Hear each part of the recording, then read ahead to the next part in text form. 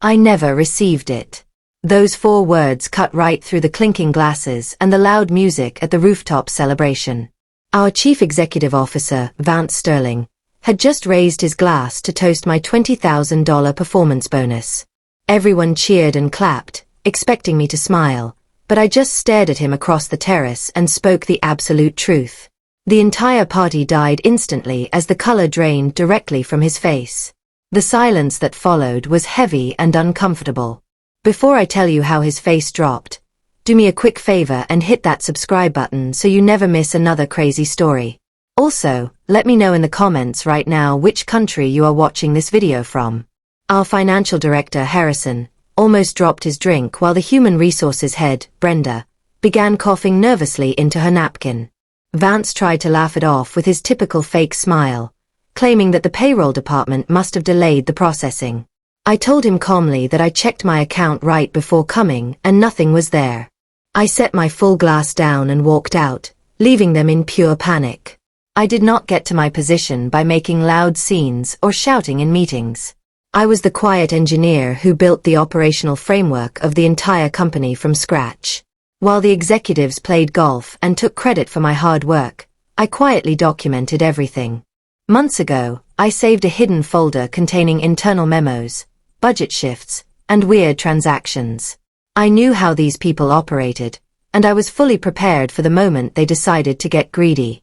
Before going to bed that night, I sent a single email to legal with a brief subject line about invoking clause 7.4. I wrote that specific safeguard into my employment contract 3 years ago during a major company restructuring. The human resources team never actually read it, and Vance signed it without thinking while eating lunch on a video call. The clause stated that failure to pay my bonus within 7 days allowed me to protect my proprietary systems. Monday morning arrived with a thick atmosphere of dread floating through the office corridors. Brenda from Human Resources kept finding excuses to stop by my desk, asking if the bonus issue was just a simple system glitch. I gave her short answers while continuing my work, knowing exactly what was coming next. By 10 in the morning, the lead attorney, Regina, sent an urgent meeting request to review my contract details immediately in the small conference room. Regina was already seated when I walked in, holding a printed copy of my agreement with a bright pink sticky note on page 7.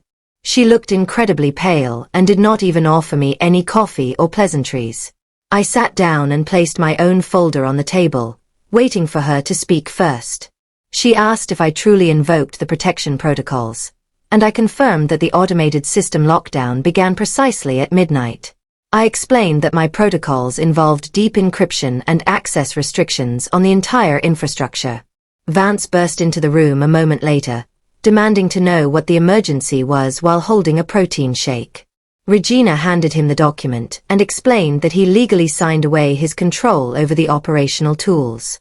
His face completely emptied of color when he realized the company systems were already locked down and completely unresponsive. Vance stammered that he would call payroll to push the funds through immediately to fix the situation. I informed him that any payment made after invocation was explicitly defined as bribery in the contract language. He turned to Regina for help, but she just stared at the table because she knew my legal framework was completely airtight. The desperation in the room was rising rapidly as they realized they had zero leverage left. I pulled out a printed bank statement alongside internal accounting logs to prove my point. The records clearly showed that every other manager received their quarterly payouts on time, meaning my omission was completely intentional. Someone deliberately pulled my $20,000 from the budget allocation. Vance kept pacing around the small room, muttering that the system must have skipped me, but the data showed a much darker reality. They did not realize that I was always 10 steps ahead of their corporate games. My personal drive contained a full history of every single transaction, milestone approval, and resource shift within the firm. As I reviewed the hidden logs later that afternoon, I discovered a repeated pattern of 3 identical authorizations. The company was routing massive cash sums to executive accounts under the guise of fake project realignments.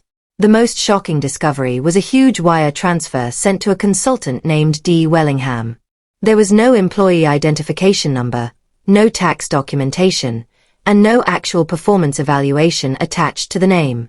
Someone had used a temporary testing template to create a ghost employee profile to siphon money out of the business. The digital signature on the authorization belonged directly to Harrison, our frantic financial director. I was not a whistleblower by nature, but watching these men steal from the company while lying to my face crossed the line. From a public internet cafe using a highly secure email account, I sent a detailed message to the internal audit committee of the board. I provided the exact keywords and digital breadcrumbs required to locate the unauthorized executive payouts. The trap was officially set, and the pressure inside the office began to shift dramatically. By Thursday morning, the board called an emergency session in the main boardroom to address the operational crisis.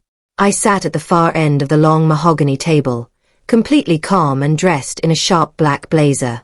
Harrison looked like he had aged 10 years overnight, and Brenda was visibly shaking in her seat.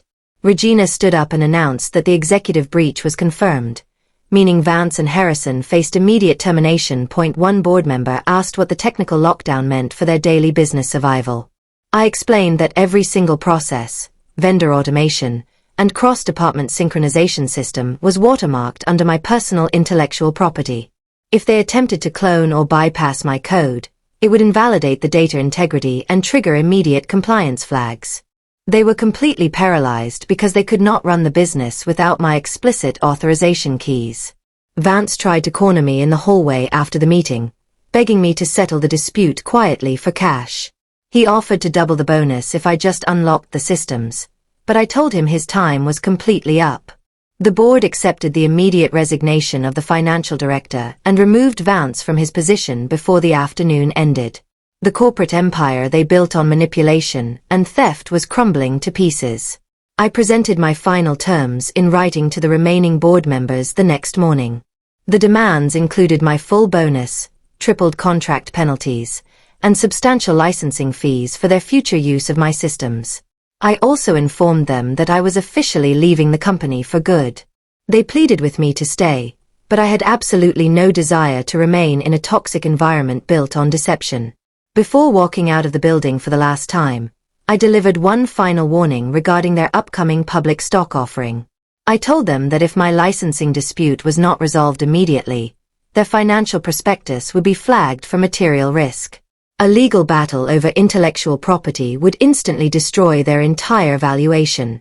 I walked out into the crisp afternoon air, knowing I held the ultimate lever over their future.